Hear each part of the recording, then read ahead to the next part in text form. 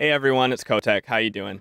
Just wanted to say a quick thanks to Alberta Electronic Music for hosting this virtual electronic music summit, and also to Westwood Recordings for bringing me out. Before we get started, I just want to take a second to address the current state of the world right now.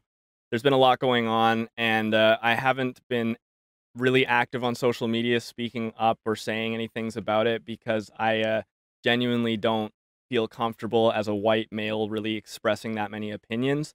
But I'm gonna just give you my honest thoughts. I'm truly quite disheartened and really rather disgusted with everything that's been going on. It's not okay at all.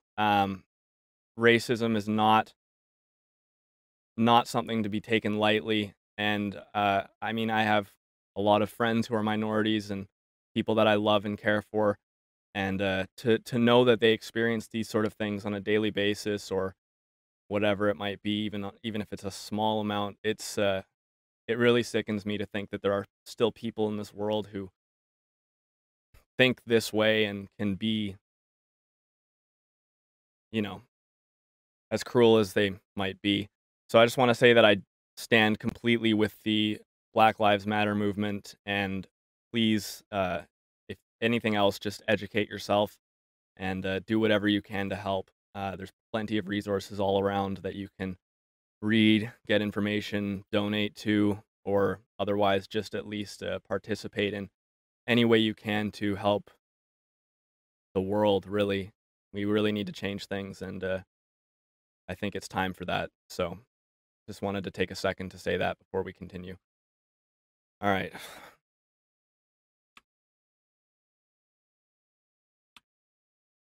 Okay, so welcome to Ableton. I am Kotek, and I'm going to talk a little bit about the things that I do to make music. I'm gonna kind of start from sort of a very basic spot, and forgive me if this all seems like, you know, unnecessary uh, reiteration of previously understood information, but there are a couple things that I should say that really I find are very, very important to kind of setting yourself up for having a productive workflow when you're going to write music. So, first things, obviously, learn all of your hotkeys, every single hotkey. If you can, just, read the manual or experiment with them, and you don't have to figure every single thing out at once because there's a lot of them. But, if you learn about a hotkey, you don't need to select a region and then right click this and insert MIDI clip. You can very easily just highlight it and press Control Shift M, or you can grab two clips and highlight more and press Control J, or you can duplicate it, or if there is a section where you need to insert something, you can highlight that and press Control Shift D and it'll duplicate the time. You shouldn't be making MIDI tracks by right clicking over here and clicking insert MIDI track. Or you can save a lot of time by just knowing your hotkeys and being able to, find your way around the DAW quicker and more efficiently. Even, another really good one obviously is Control F. Then you can just type whatever you want and search in the search bar and look for some fun things to, keep your workflow moving. And just don't be like someone's grandma and go to internet.com and then search for Google in the Google bar. It's there are ways to speed up your workflow, and the first step is 100% just understanding the functions of a computer and being able to use the program to its max capacity. So moving forward from that, the next step is always save presets and understand how you can utilize default functions in Ableton to actually move quicker. If you notice, when I made this audio channel, it immediately begins on resampling mode. And that's because I use resampling a lot, and so it's a very quick thing. So if you have any sort of, things that you do a lot, so for example, it's like, I know I'm pretty much always going to use an EQ on a track. If you put whatever you want on this audio channel, you right click over here, and then you can click save as default audio track right there. And then anytime, yeah, I'll just do it, why not? Overwrites that, and then if I make another audio channel, you'll see right away it gets loaded up with an EQ on it. So super handy. My MIDI channels are just a blank operator, and that's just kind of an easy way to get moving because operators, the thing I use for like 90% of the things I do. So if you'll notice, this is what Ableton was showing when I opened it up. And I used to, well, I have a lot of default templates. I've gone through a lot of different processes where I've set up default templates with a bunch of instruments and stuff on them, you know, in order to kind of speed up workflow. And I do still use that, but my main master default template is just an operator and nothing else. And that is right here in File folder. You can save current set as default. Whatever set is saved here is going to be what shows up when Ableton opens. Now, the reason I have it so minimal is because when you're running into problems where Ableton's crashing a bunch and you're constantly having to restart, if your default template has a whole bunch of stuff on it, it's going to take a long time for Ableton to load. And then also there's been issues in the past where if I have a really heavy project open with like lots of channels and lots of instruments, and then I try to go to another project, or if I try to even just go to a new project, the process of it trying to close that huge project file and then reopen my default, which has like a bunch of stuff on it, it always crashes. So by having nothing on the default one, it just loads way quicker. So you can just kind of open the program and get moving. That said, you can have multiple default templates. And I don't mean just making them and saving them, but this is actually really handy. If you go to your user library, this is going to bring you to the folder that's usually, I don't know where it is on Mac, but on Windows, it'll be like My Documents, Ableton, and then whatever. I'll show you. I'll just open it up. So this is, yeah, Ableton user and templates. So that folder actually doesn't exist right off the bat. But if you go into the Ableton and then directory here and go to user library and then make a folder called templates, this is it's really cool. Check this out. So I have it here in my sidebar as well. You can't see it, it's under my camera. But here's all my default templates. Now, if I load one of these from this location on the hard drive, you'll notice that, let's give it a second. I'll wait till it shows you. But you'll see when this opens that instead of it being already labeled as default template April 2020, it will actually still say untitled up here.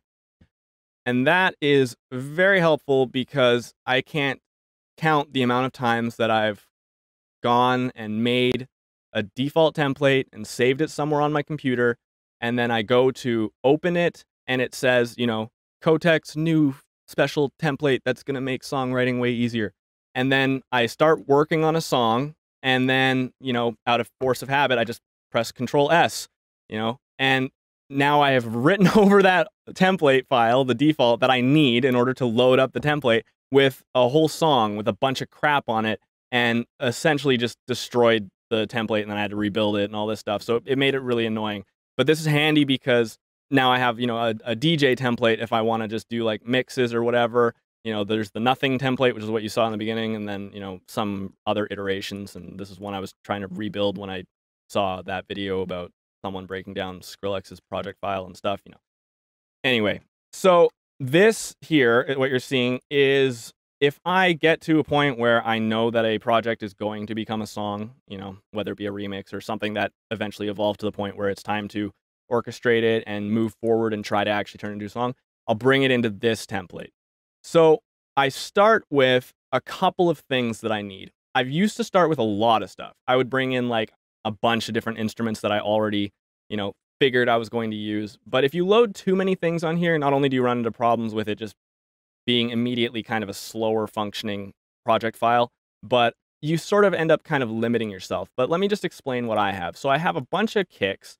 I've got a kick MIDI track here. Let me just let that open. Okay. I got a kick MIDI track with like a whole bunch, probably way too many kick drums, but a bunch of kick drums that I'm like, these are useful, and I know I'm probably going to use these. I pretty much end up using the same kick on like almost every song anyway, but they're here, you know, just for some inspiration, whatever. And then I've got an audio channel underneath that is set to the input from the kicks, so that if I'm doing any work manipulating the MIDI and it's like I'm trying to just like change the sample or whatever, I can very quickly just, you know, bounce it down. It doesn't matter. I can just zoom in here and then just, oh, let's arm that channel here. Yep. I can very quickly bounce it down and do whatever I need to do. Wow, what a weird looking kick. So anywho, a lot of my channels are set up that way for main things with an audio channel underneath it routed back to the other thing, because that way I don't have to worry about it running through any sort of master chain or group effects or whatever. The audio is directly coming in from the track above it, which allows me to just like do quick dry resampling without worrying about any extra processing I didn't intend for. Going down, I've got my drums. This is a little bit more complicated than it needs to be, but essentially it is this way because when I do go to mix down stages and final product rendering stages and stuff, I know that I'm going to organize all of my stuff in this fashion. So I just kind of have some of the groups set up for me. There's a couple of blank audio channels just to drop some samples in. I've got a rack of snares that are like, you know, a certain style, and then another rack of snares that are another style. 2 blank audio channels. Again, these should be routed to the snare channel. Oh, it's resampling. Whoops, I didn't follow my own method. Whoopsie. Anyway, in the cymbals one, I've got a hats group. You know, rides. I mean, that's almost useless. Crashes, a bunch of crashes here that I will bounce down into these 3 audio channels. There's a left, center, and right one, because I find that when you're using crash cymbals, it's nice to, you know, layer them in the stereo field. A group for percussion, it's just a blank audio channel. It's just there so I can grab stuff in. Atmosphere and wind. And so if you've been trying to figure out why I have this set up this way, you'll kind of notice that we're starting in the middle of the project file, and I mean middle like vertically. So the reason I do that is because I've got my kick drum here, right? And when we're making a groove, so let's say, you know, we got a kick here, and then we got our you know, a snare here, whatever, doesn't matter. We got a kick and a snare, right? Close that up, and a bass. We got a bass here. Yeah, let's make a MIDI clip. I don't need to write anything in it. So from this position in the project file, given there's a little bit of separation due to the fact that they're in groups and there's extra channels that probably aren't necessary, but I can see the kick, the snare, and the bass all on the screen at the same time. And that is absolutely necessary for when you are dealing with constructing the groove of a song. Because if you know, for example, a lot of people I see put their kick at the top of the track, right? And that means that, I mean, even if you work downwards, you're gonna go kick, snare, a bunch of other drums if you're somewhat organized, and then you're gonna find your bass way down here somewhere else.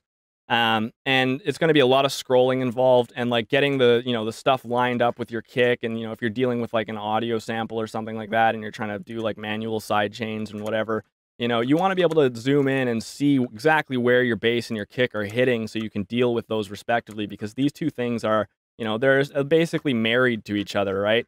And they're like, they're always working together. And as well as the snare drum, you know, it's, I mean, you know, there's like you know, you got a married couple and their kid, right? Or whatever. I don't know, however you want to look at it. So anyway, this situation here with the kick being in the center of the project file means that it doesn't matter where I am, you know, when I've got 100 channels and I'm like all the way at the bottom or all the way at the top, being in the center is always the closest position to scroll to, no matter what the case. And then I always know that my groove foundation is going to be like sitting together in this functioning little area. As we go up, I have an audio channel here because this is probably where I'm going to put like noise samples and stuff like that. And then I've got like my guitar rack because I know there's a good chance I'm going to be recording some guitar. So it's got my processing chain on it and stuff like that. And then I've got some keys. And as far as actual instruments go in the project, we've got my sub that I use, a blank operator, and an audio channel in the bass group. And then up here, we've got regular piano and the Rhodes, and that's it. That's all I start with, because you should be able to start writing a song kind of off the bat with that. If you start loading your project file up with like a bunch of really complicated stuff, you're going to end up kind of writing yourself into a box. Just to finish this off, I have these mapped in a way where I can quickly, if I want, press number 1, and it will arm my keys, my piano rather, solo. It will solo my piano. And if I press 2, it will arm it. So if I'm ever working on a situation in the song or whatever, and I need to just play a piano really quickly, all I got to do is press 1, 2 on my number pad, the arm and solo that, and I can just start playing the piano, no problem. Same thing with the Rhodes. I've got that on 3 and 4. And then at a most basic level, I've got my operator at the very top there, mapped to, if I press the button 3, it will solo and arm that. So if I'm ever trying to tune things with like a flanger or something like that, I can just click 3 and then play a dry, unaltered operator patch just to reference the pitch.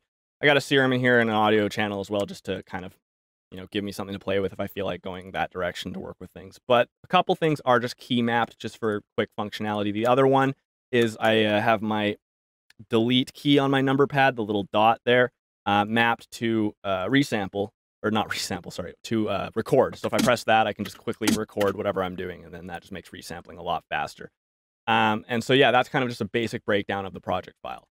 So now I'm going to go into the actual making stuff things. So let's jump into that.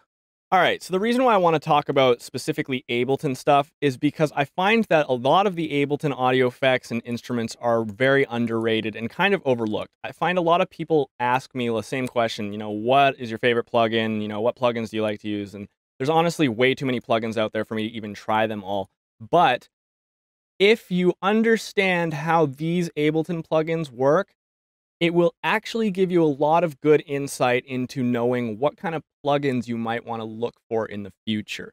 And the reason I say that is because Ableton is essentially giving you the basic foundations of the building blocks, or what I like to call the primary colors of audio editing and effecting and such, right? So I'll do the instruments first because they're a lot less of them. We've got an analog synthesizer, which is mimicking analog stuff. This Collision is a physical modeling synth that has to do with hitting, stuff with mallets. And then we've got a drum rack, doesn't really count because that's just a bunch of samplers. Electric, which is just a piano synthesizer, electric piano synthesizer, obviously. Operator, you got an FM synth, sampler, Simpler, which is another sampler, Tension, which is actually a string physical modeling synth, and wavetable, which is a wavetable synthesizer. So this is pretty much all of the basic types of synths. I'm not sure if Ableton has really an additive synth, like Rezz or anything like that. But regardless, with all of these here, you can essentially build just about anything you need. Now, going over to the audio effects, it's the same situation. So we've got different kinds, and I like to organize audio effects into what I call like class, I guess, which is basically just what they do. We've got control units, which are essentially affecting volume or frequency. So obviously under volume, we got gate, compressor, glue compressor, limiter, auto pan, utility, and then my favorite, a volume knob, which I use just to automate volume with, which I just map to the chain volume here and make it go only to 0. So that way I don't have to do any automation on the track volume, so that when I'm doing mixing later, I can still move this without breaking the automation. This is super handy. Yeah, I could use utility, but it's kind of annoying to automate because I have to stop at this 0 point instead of just going all the way to the top, where when I go all the way to the top here, I know that it's just back to its original volume. So it's kind of just an easy way to do some modulation there. And then with frequency effects, we've got, I threw multiband in here. And the reason I did that is because multiband is actually kind of almost more like an EQ than it is like a compressor. Just because it separates things into different frequency bands. The only difference is it's a combination of both of them, right? So we've got, frequency, but it's frequency that is reacting to the incoming signal and then essentially acting as a, self-automating EQ that can control frequency ranges across specific bandwidth. Then you've got, obviously, your EQ, your channel EQ, and your filter. So these are all just your basic frequency and, amplitude control knobs. And funny enough, if you really think about it, if we look at any sort of audio sample, let me just grab, I do think I have something. Actually, yeah, I've got this right here. If you look at any audio sample and I zoom in all the way down to its exactly like single samples, at the end of the day, all the audio effects in the world, all of them are only doing one thing. They are telling me how loud and how fast is it getting to these positions. We've literally got amplitude and frequency. Those are the only two things that are ever being changed. And you can see that right here because every single waveform, even if I loaded up a song with a billion things mixed down together, once it's rendered into one file, it's just one dot after the other. It's just in a row, in a line like this. Your speaker is just moving in and out, and all it's doing is telling it how fast and how much to move in and out, right? So everything is a combination of just time and volume. So knowing that, as we move forward, we can look at distortion, which is my next sort of class of things, which is essentially just affecting anything that goes above a certain volume threshold and then telling the signal how to react when it reflects off the ceiling. And there's different algorithms that do different things, but these are all of our distortion units that we have in Ableton. We've got a bunch of them: amp, dynamic tube, erosion, overdrive, pedal, saturator, vinyl distortion, and redux. And if you haven't tried any of these plugins, I very highly recommend doing it, because you might find some things that you didn't even really realize were there. Then we go on to our time effects, which are, if that wants to open, looks like we're frozen here. Oh, there we go. We've got delay, which Ableton has a normal one, echo, filter, and grain delay. And then we've got our reverbs, okay? And reverbs are essentially just basically delays. We're just taking the signal, adding another version of it, changing the frequency or, you know, whatever have you of that signal, and then reflecting it back off of another multiple versions of it in order to create a, you know, reverbed signal. Then the next thing we have is frequency modulation, which are your more advanced effects like chorus, flanger, phaser, frequency shifter, and, you know, even more so if this wants to open. You know, our resonators and our corpus and our vocoder. And these are things that are doing a lot more complicated things, but essentially just combinations of all the same things. You could, in theory, recreate any of these effects without actually using an effect unit. You could just take these signals and make things do whatever you want them to do. Obviously, I feel like reverb would be a really difficult one to manage manually. But, you know, for instance, if I had two of the same signal and I wanted to make a delay, I could just go like that and then turn the volume down of one. And then it's like, oh, how many feedback times do you want? You know, whatever you want. You could really actually recreate it that way. And then if you know how a chorus functions, which is essentially just duplicating the signal and then running it parallel against a modulated pitch version of that signal, you can recreate chorus. And that's not hard. We can just make a stereo detune by going like this, right? And changing the pitch of two samples. So this is white noise. I'm going to turn it down a little bit so it's not so loud.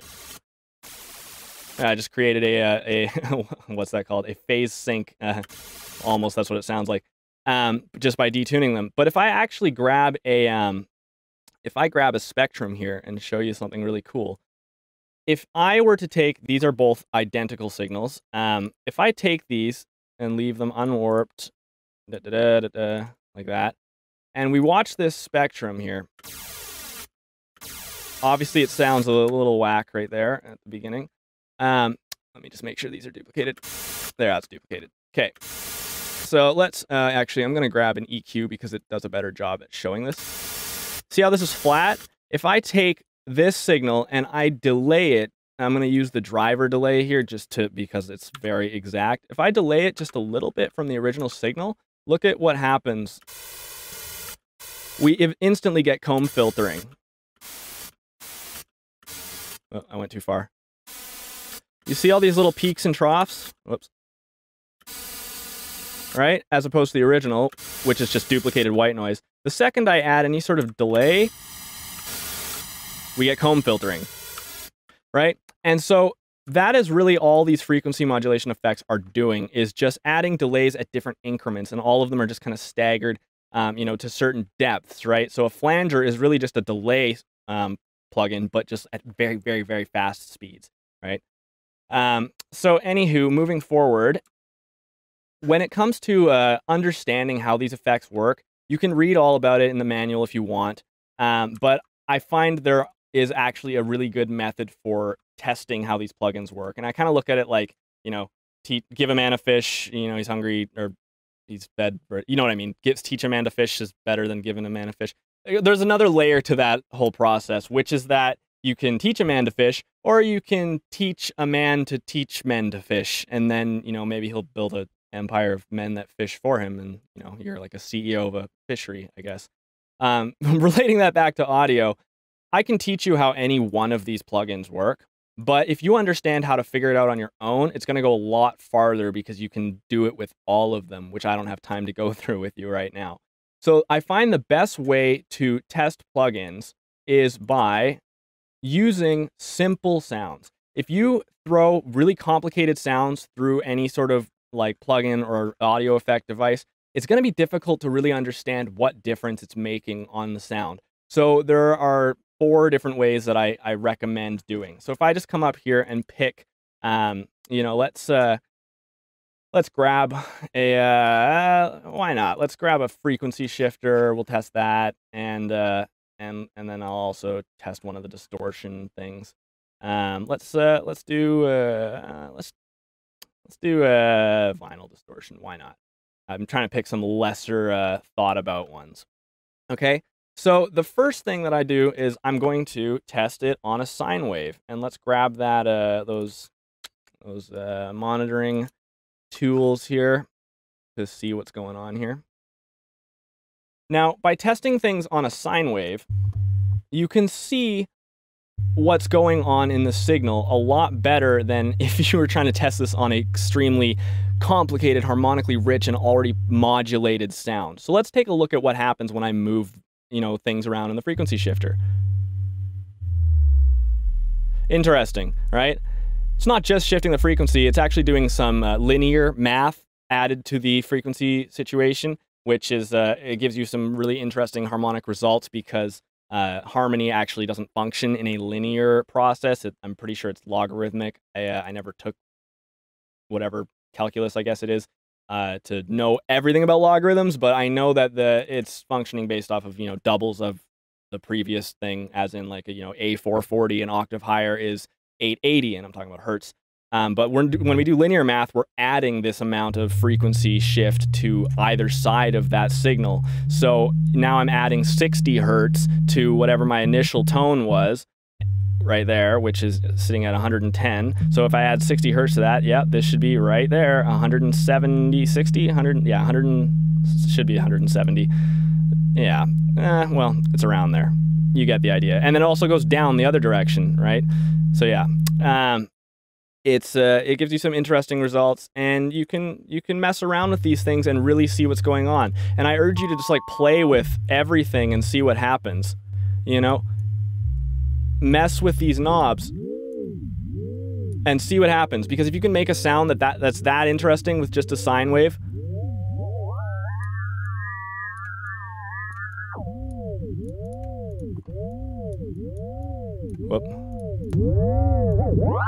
whoa, sorry, that was kind of loud. Can be dangerous, but yeah, if you can figure out what it does to a sine wave, then you can figure out what it does to a lot of other things. So, you know, same thing, we can try vinyl distortion and hear what it's really adding. You know, we're isolating the concept of this plugin from everything that comes before it. The same thing as when they make convolution reverb. They're using an impulse sweep, which is just a sine wave played through a room, and then they record that reverb sound, and then they play a sine wave with the inverse phase against that sound and remove the sine wave itself, and you're left with a recording of just room reverb with no signal to trigger it, right? And so by doing that, you can hear what the room sounds like on its own. And this is essentially doing the same thing. I mean, you don't have to actually run an inverse sine wave. You could after the plugin and see what happens, which could be kind of fun. But this is going to give you an idea of what's really happening. You know, well, if I had my Alt, if you hold Alt when you drag up and down on these, it'll make them wider. You know, you can get some interesting characteristics.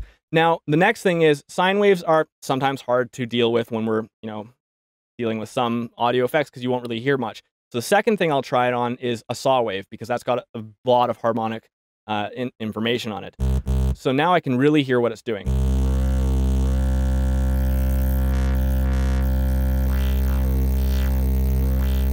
Right? Very interesting. So we can really mess around and see what's going on. And a lot of the times you don't really need a super complicated input signal in order to generate something cool. A lot of the stuff that people are using are a lot more simple than you think, or at least rather they're controlled a little bit more. You know, that sounds really cool. You can make something out of that easily. So that said, The next thing is to test it, your stuff with noise. And, again, if I bring this down here, we're going from, essentially 0 harmonic content to as much harmonic content as possible. And it'd be nice to do it with pink noise just because it's audibly the same, percepted volume across the frequency ranges. But we're just going to use white noise for now. I'm going to turn this down a little bit because it's going to be kind of loud. So frequency shifter, again, we can test that and see what happens. Okay, it doesn't sound like much, right? But let's see what happens if I do something like this. Oh, right, I had the amount on. Sorry, let's reset that.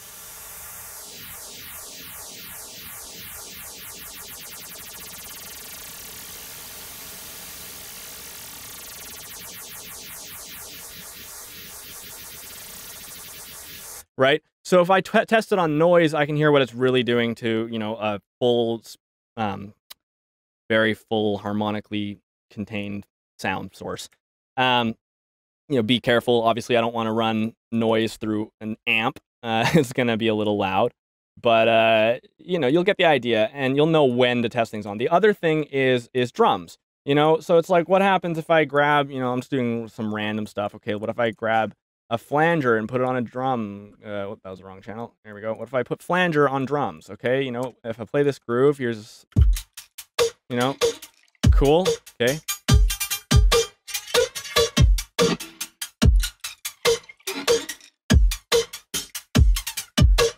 Cool, right? So we can test things that way, and drums is going to give us some transient information to really see what's going on. We can try other plugins too. You go Redux, or Dynamic Tube is actually a really interesting one. I don't think I've ever actually even tried Dynamic Tube on a drums. So let's see what happens if I do that.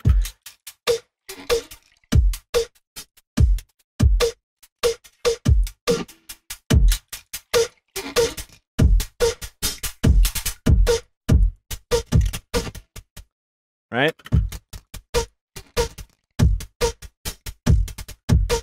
Very interesting sounds and textures and qualities. Dynamic Tube is a very interesting one to check out. Check it out.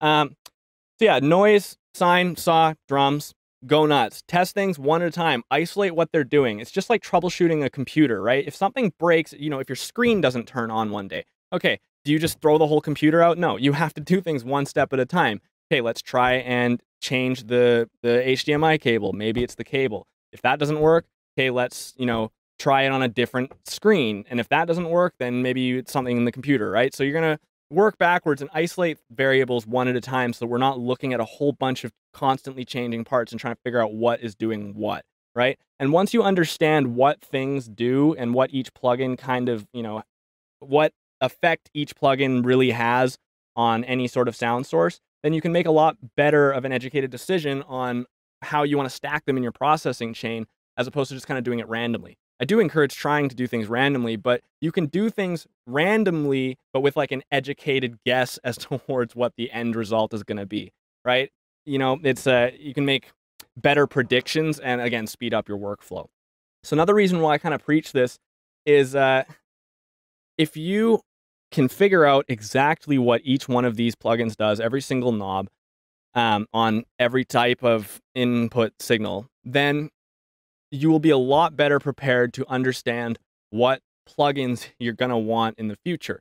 If I am constantly using, chorus and phasers and flangers or something like that, maybe it might be worth experimenting with some third-party chorus, phasers, and flangers, because you know that you really like that sound, and you can maybe get slightly different variations of those sounds from the other plugin companies and stuff, because they have different algorithms that process it differently. So no two flangers are going to be exactly the same, even though they are, at heart, basically doing the same thing. Also, I find that most plugins that are kind of geared towards, a consumer thing, like a one knob does all sort of situation, a lot of those plugins, I'll take Sausage Fattener, for instance. Sausage Fattener is great. It's 2 knobs and it does some stuff and you don't really know what it does. But if you understand exactly what all of these audio effects do, you can hear what's going on when you turn that knob. And I'll tell you that it's probably would not be that difficult to rebuild Sausage Fattener inside Ableton using just Ableton plugins. If you know what's going on, it's a little bit of saturation, a little bit of compression, a little bit of you know, boost in the low end, so probably expansion. It's basically a combination of like OTT saturator and like an EQ with a small bell curve on it, which is what the color knob is doing, right? So knowing that is gonna save you a lot of time, because then you can see a plugin and be like, oh yeah, that looks cool, but I could build that in Ableton. Or, you know, on the other hand, you could see something and be like, oh, that's cool. That's a really good version of, you know, something that I wish I could do with Ableton. And I'll tell you the only things that you really need to look out for are limiters, because Ableton's limiter is not good. It does not sound good at all. And I love EQ8, but it's not a linear EQ. So if you know the difference between nonlinear and linear EQs, EQ8 is nonlinear, which it's a whole other can of worms. But anyway, a lot of these plugins also have an oversampling feature. Glue Compressor is one of them. EQ is one of them. There's a couple other ones. Turn it on. It's just, you can do your research on what it means, but I recommend that you turn it on. Also, if you have a you know, preset in a specific condition and you like it that way, you can save this as your default version. So when you load it in, it looks like that. So you'll already notice that when I load in like a flanger, you know, it looks probably different than most of yours, because I think they usually start like that. You know, just because I know what I want to do with it, and I know when I drop it on there. Also, amp is a really good one. I have this set to, first of all, dual, so it doesn't just mono the signal instantly, and then also with the dry wet turned pretty down, because usually when you load it in, it's jacked all the way with mono on, and if you're just working on something and you forget to pause and then you just double click amp and drop it on there, you know your ears are in for a nice blast of pain for a couple seconds. So yeah, just things like that. And there are some other cool things in there that you should check out if you go to your user library and you go into your if you go into defaults, check out what these do. You know, there's dropping samples on a drum rack. Okay, so if I were to grab a drum sample and just drop it onto a blank MIDI channel, so if I do this, it's going to be kind of silly because I'm going to drop that whole loop in there, but you'll see. If I grab this and I drag this down onto this MIDI channel's effect area, it will generally load it into a simpler for you. But you can actually alter what happens by saving a device right here. So I have it set up so that if I drop a sample on here, it loads it into 3 simplers simultaneously, actually rather samplers. It loads it into 3 of them, and I have one of them in the middle and one of them pan left and right, and then I have it so that one of the knobs can actually pitch the left one up and the right one down, and then, you know, that way if I'm playing this, let's get some sound. It's going to sound ridiculous. Okay, so we got that. Terrible example, but... right? Anyway, so that's just some fun stuff. I rarely use this, but you can put interesting things on here, right? So if you drop things on there, this is actually the one that I just used, you know, default sampler. So whatever you put in here, as long as it's a sampler or a simpler, when you do drop a audio thing on this area, it will load it into whatever your default setup is there. So that's another little tiny quick tip. So moving forward, I'm starting to run out of time, so I'm going as fast as I can, and it's also boiling hot in my studio. So I have a little rag here to wipe the sweat that is just pouring down off my face. Welcome to summer in a room that is filled with insulation and has no windows. Okay, so creative processing. I like to do a lot of parallel processing, and so just a little example is I have this sound from a project that I was working on, and I have this processing chain. So I just want to show you what one of my processing chains looks like. I'll play the sound without it on first. So we got this. It's just like a reverse Rhodes sample, right? Nothing super exciting. And so I was trying to make it more interesting. So the first thing that I did is I threw a lot of stuff.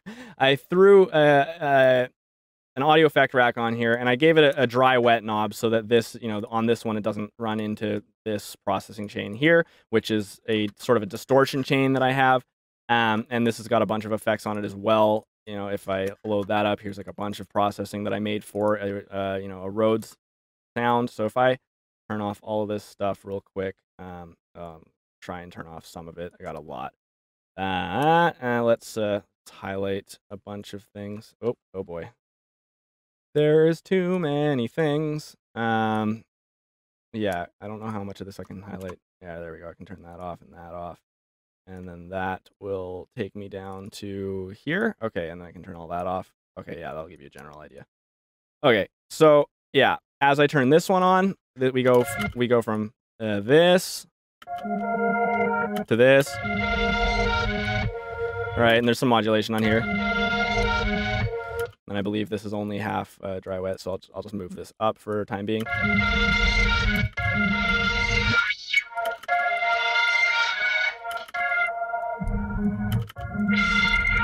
It's pretty rough. You know, obviously I was trying to go for something else that, you know, didn't end up being exactly this, but let me just re-enable all that stuff.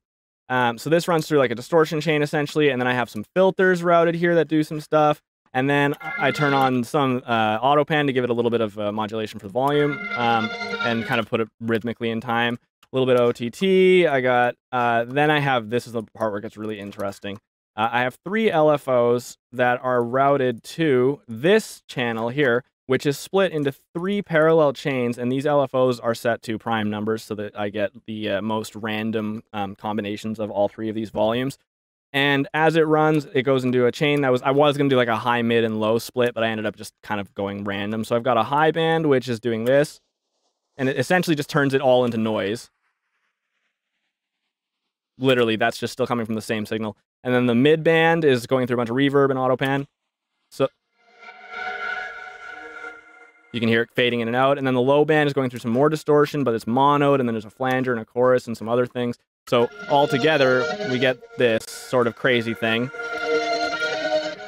All right, so it's just adding a bunch of motion to a sound that otherwise was kind of boring. And then if I add the rest of this on, you know,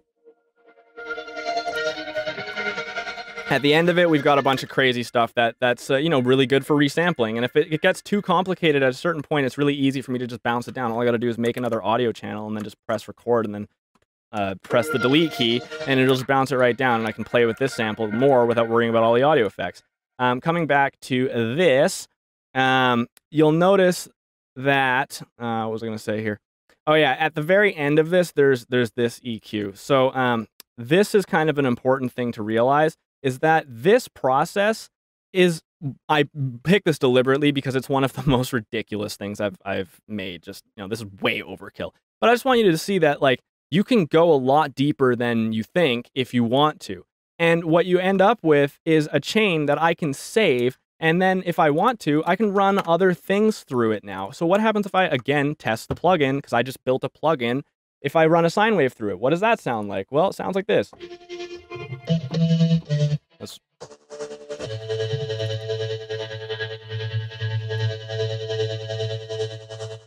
think there's a high pass filter that's on somewhere. I don't know where it is. I mean, it could be that. Yeah, because this should be a little bit lower of a note. But anyway, you get the idea, right?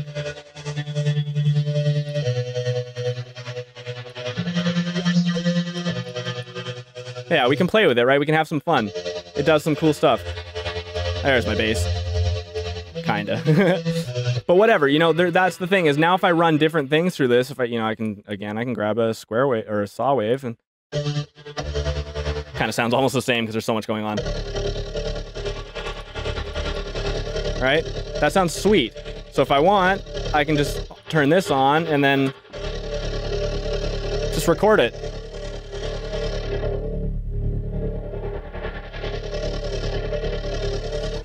Right? So that's kind of just the process of making stuff. And by doing this, I'm kind of creating chaos. This is like unexpected stuff. I had educated decisions in my linear flow when I was making this effect rack. Every time I put something in, there was a reason why I wanted to do that, right? I'm just trying to like organize my sound into becoming something that, you know, will either be controlled or will be chaotic. And then if it is chaotic, then I can just resample it out later and then use it. But once I get to the end of it, I then will put an EQ on it or something that is actually for the purpose of mixing, right? So you have to understand there's a difference between sound design and mixing. And I kind of wanted to touch on that a little bit more later, but I'm not sure I'm going to have very much time. So at that, let's just move on to the next section. This is a cool sound. I'm probably going to save that and use it for something. The next thing is I just want to talk about making actual chaos racks. So this is something I do a little bit in, you know, in production, which is try to create randomness, because a computer actually can't do random very well. It only does what you tell it to do. So asking a computer to do something other than what you're telling it to do is, anyway, story for another day. But there's something called sample and hold, which not a lot of people know about, or at least don't use, because there isn't really a very easy way to do it in Ableton. But I did figure out a method that's kind of cool, and it allows you to put sample and hold on anything that you want. So I mean, for example, I will load an EQ in here just to give you a demonstration that's a little bit more visually pleasing. But if I map, rather, let's take this random here, okay? I'm going to turn up the random rate, and I'm going to map it to, let's just go with chorus knob of oscillator B there, and I'll set the minimum and maximum to be something that's not 100 and not 0, so it's always going to be doing something, right? So if I play this operator, it's giving me random stuff, which is cool, but it's kind of just going forever. But if I press the hold button, it will stop at that position. And if I release it, it'll keep going, right? And it gives me different parameters. So if I were to, say, map this to a bunch of things, you know, I don't know why I picked that one, but let's just, yeah, why not? Sure. Just a bunch of random parameters, and, you know, just gonna mess with this a little bit. And now if I play this, pretty aggressive. Right, we get a lot of crazy stuff. But what if I like how it sounded in one position? Well, it's constantly moving around, so that makes it a little bit difficult to capture. But if I use an envelope, I can map this envelope to this hold button. So that means that as long as the sustain is up all the way, and I'll turn the release down, whenever I'm holding a MIDI note, and I'll turn the velocity off as well, whenever I'm holding a MIDI note, it's going to trigger this button to stop.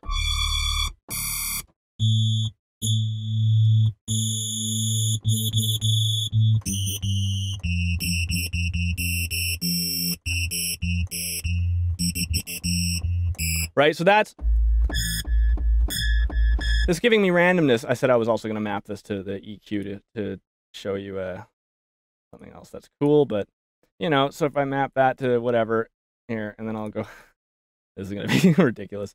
I'll map that to that, and I'll change the directions of them, you know, and then I'll map it also to 6 gain, and, oh dear God, yeah, we're getting a lot of high notes, so I can adjust the depth so that it's a lot less, or rather, not the offset, the depth, so it's not going so intensely, but, oh God, why are they all focused all the way up there?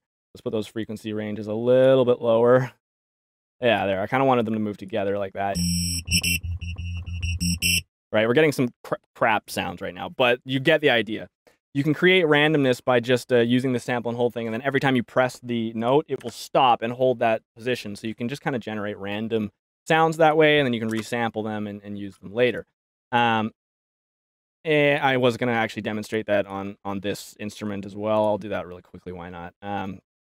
This is an instrument I made for a friend of mine. I'll map this to, there, why not? I'll map it to a flanger. Yeah, randomly's again.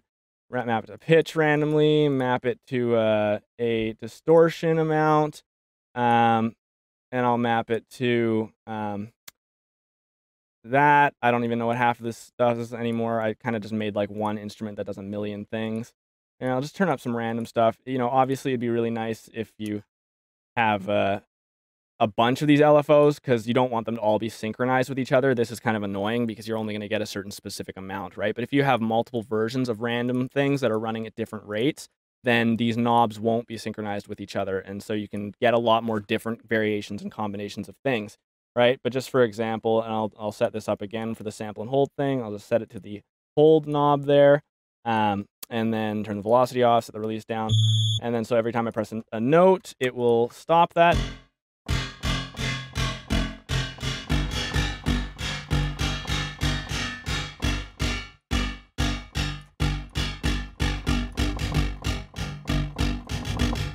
So every time I press a note, it's giving me something a little bit different. Obviously, these are all moving, again, simultaneously, so it seems a little bit more controlled than it should be, but you can understand how this would really affect what's going on in the plugin if you do this properly and not rush through it like I'm doing right now.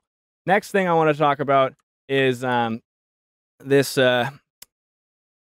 I'm not gonna have time for that, unfortunately. Okay, but I'll go through this one. If you want to make really intense controlled chaos, we can use samplers. And so if you open up a sampler and you drop a bunch of random samples in here, okay? So you just highlight them all and you drop them into this zone thing.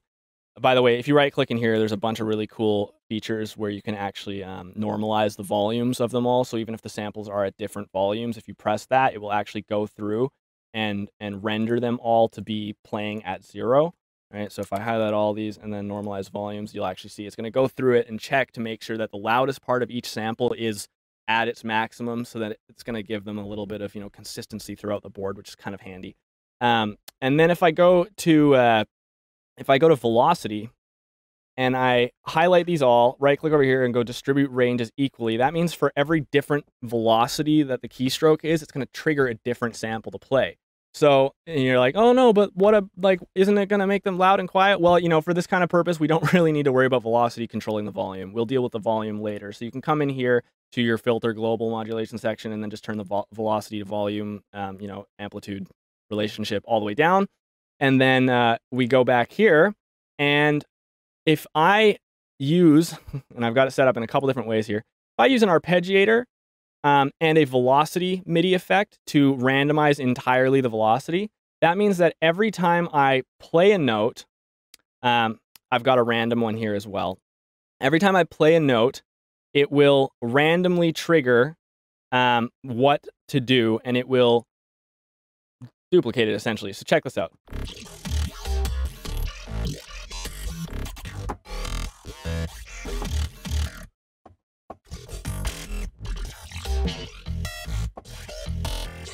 I had a different idea where I was going to actually key map them as well. And if you did this instead of using velocity, velocity was just the fastest way to do it.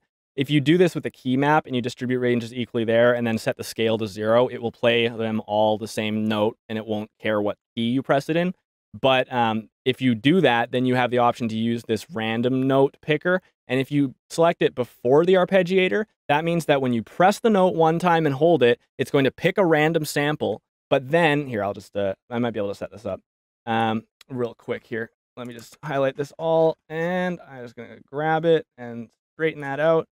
So I've got all of them, and I'll grab this. Okay, so they're all at the same velocity. Now, velocity doesn't matter. I turn the velocity part off. But if I select the key and I just go distribute all ranges equally again, that means that the note, every time I press a note, because I have random note on, it will play a different sample. Right? So if I put random before the arpeggiator, if I press this, it'll trigger one of the samples over and over again.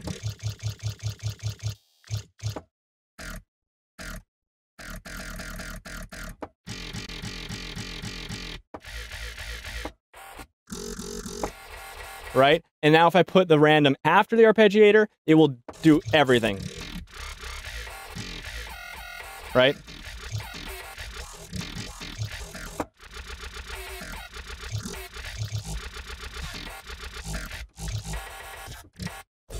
Right? You can understand how that might be fun.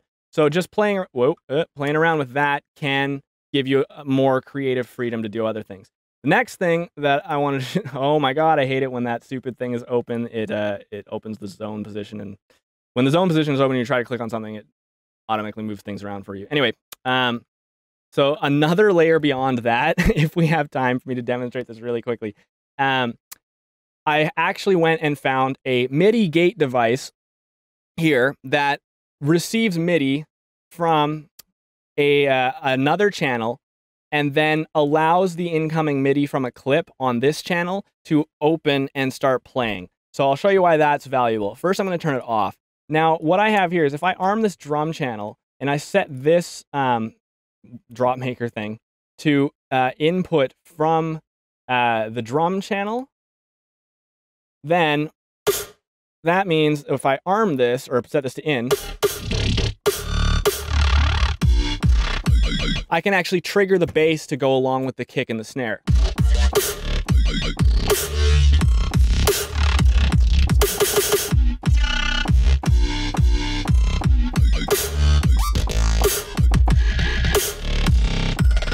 right? So we can make cool stuff like that, especially like really interesting rhythms that go along with random bass samples that you're using and stuff. So it's a little bit faster to just create random stuff. So the reason why the MIDI gate is really cool is because if I come in here, I've got this set up. So I've got a chain rack here with a MIDI gate, the send, MIDI gate sender is why it's a sender, on a separate chain that is linked to only the notes that the kick drum and snare are playing, right? So the reason why that's important is because now if I turn this MIDI gate on and I turn this to just all ins and not arm it, that means that if I have a note here, so check this out, doesn't play any sound, right? But if I send a MIDI signal through this MIDI gate, it will actually open this up and start triggering at that pitch using the random thing that I did here. So watch, as long as I play this, that means anytime that I trigger a kick, it will trigger it in time, but at that pitch. Now, if I go over to another pitch, it'll trigger those pitches instead.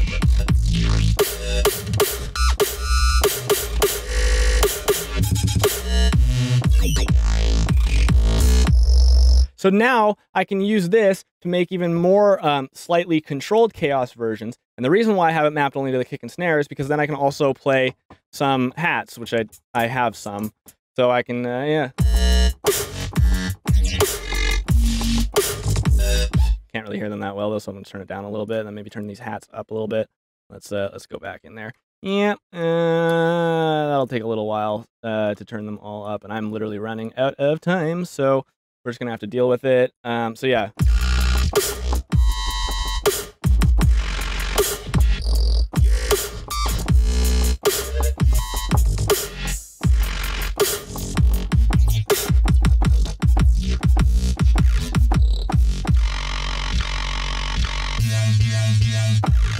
Right?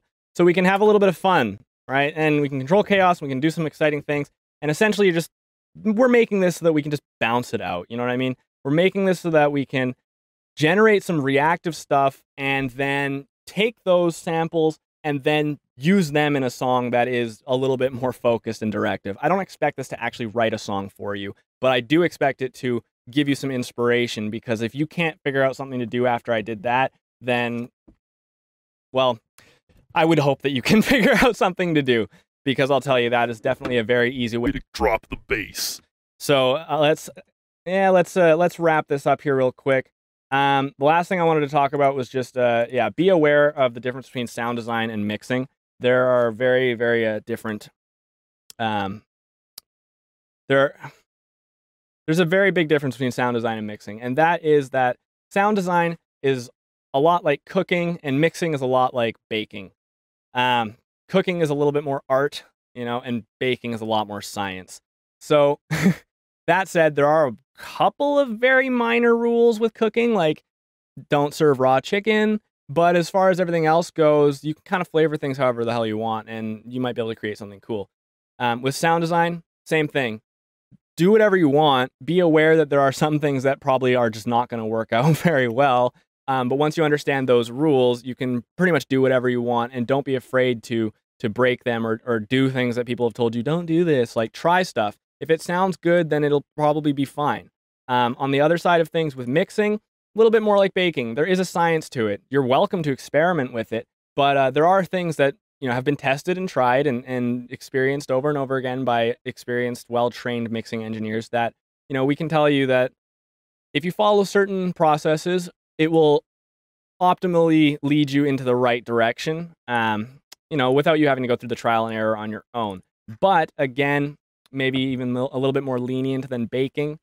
You know, you can't mess with the amount of baking powder that goes into cookies, but you can decide how many chocolate chips you want to add. So when someone tells you to EQ something exactly this amount to this specific frequency range, take it with a grain of salt. Do whatever you need to do to make something sound good. But, you know, look around for some advice. And if there's issues, really, honestly, at the end of the day, you're just going to have to work on improving your ear's ability to pick out and deal with unwanted things. I find most of the time when people are doing mixing, they focus more on like what they have to do to make something sound good, when really you should be focusing more on what you should do to make it sound less bad. Because at the end of the day, all we want to do is get it ready for mastering, which is when we're just going to turn the volume up. And when we turn the volume up, we want to make sure that there aren't any very, very loud, painful frequencies sticking out that are going to hurt you. So mixing comes down to just getting rid of those bad frequencies and making some space for everything to fit together. That's just my take on mixing and stuff like that. But I hope the rest of this gives you a little bit of inspiration to go forward and try and figure out what you can do with the Ableton plugins. Because I'll tell you, as much as I love Serum, you can rebuild Serum inside Ableton if you really think about it. So thank you guys very much for having me, and happy producing. Take care. Peace.